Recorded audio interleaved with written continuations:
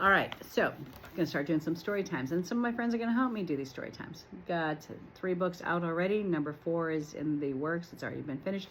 It's a sequel to Ink on Her Soul. All right, so my first book, Michelle's Quest, Metaphysical Journey. All right, second book, Hoo-yah! Michelle Breaking the Chain. Third book, Ink on Her Soul. And the fourth book is, like I said, it's in editing right now, and then it'll be out. But it is a sequel to this book. This book is a little bit big. I didn't mean to write so much. And Crystal Marie hates me for it. And she told me never write a book this big again, and I'm so sorry. But the font is big, so it's not like you're going to, like, go like that when you read. All right? So I'm just going to take little blurbs out of this. Some of this I cannot read because of community guideline standards. So stay with me, all right? And if you enjoy story time, keep hanging out. All right, chapter 13, The House That Shouldn't Be His. Marie didn't overthink this one. Jeans, because you see, let me a little backstory, okay? She's young. She's a new realtor. She just got into this business, and her job, her regular paycheck job, is she works at a bar as a bartender. So she's met this rich man. He wants to see some houses, and he's hot as hell. All right, that's where we're gonna go. Backstory there. All right, so Marie, where are we? Chapter 13. Marie didn't overthink this one. Jeans, a soft, clean white t-shirt, her hair in a pony, no heels this time, no blazer, no pretending this was strictly business, because it wasn't. She told herself he'd never buy this house. It was too flashy, too open, too obvious for a man like him. But that wasn't why she chose it. She chose it because she wanted a reaction. She wanted to see how far she could push this game they were playing, if it even was a game.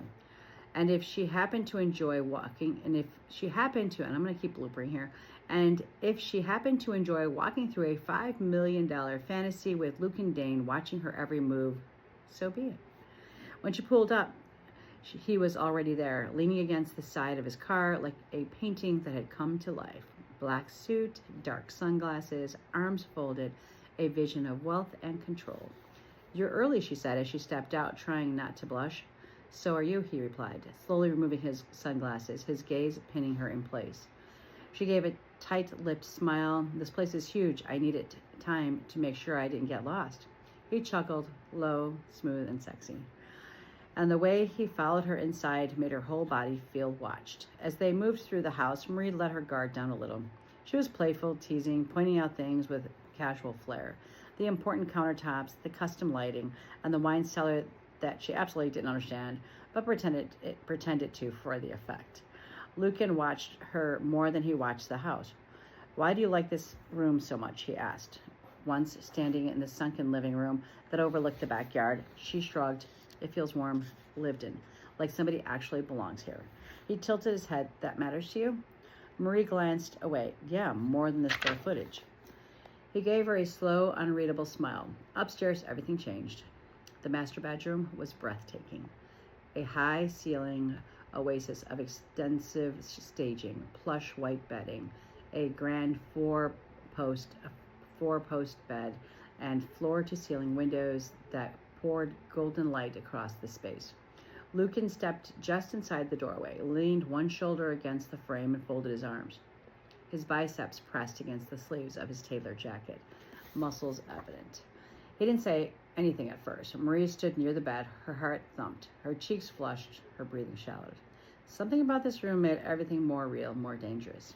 She didn't dare look at him.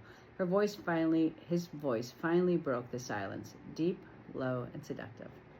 "Do you like this master bedroom?" Her gaze snapped to him, just for a second, enough to see the devilish smile playing the corners of his mouth. He knew.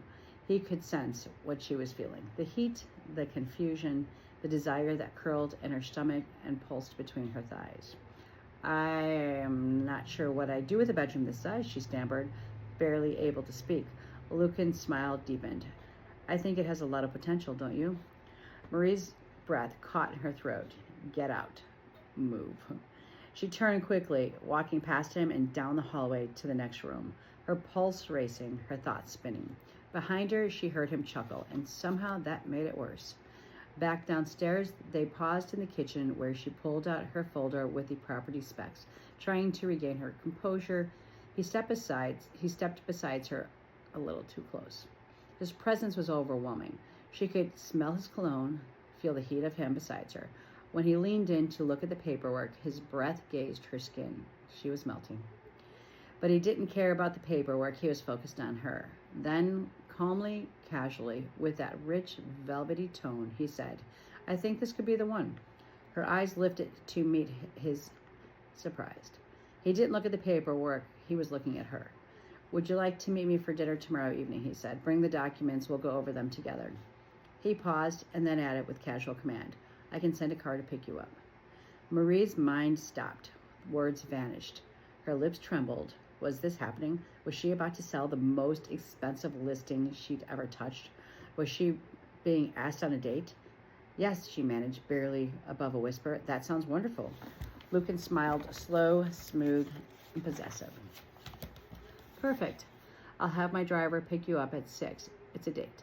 But as she began to write down her address, he pulled a slip of paper from his inner jacket pocket and read it out loud. Her address. Exactly. Her heart dropped. She stared at him. How do you know where I live? Her tone came out sharper than she intended, defensive, alarmed. Lucan smiled, only widened, the kind that didn't reach his eyes. Before I work with somebody, he said coolly, I do my homework. He turned to leave, but just as he reached the doorway, he paused. One hand on the frame. By the way, he said, without looking back, his voice rich and deliberate. I like the ponytail. Wear that tomorrow. And then he was gone. And just like that, he turned and walked out the front door, leaving her alone in the echoes of his presence, flushed, trembling, confused, aroused, and now slightly afraid. See you for the next part.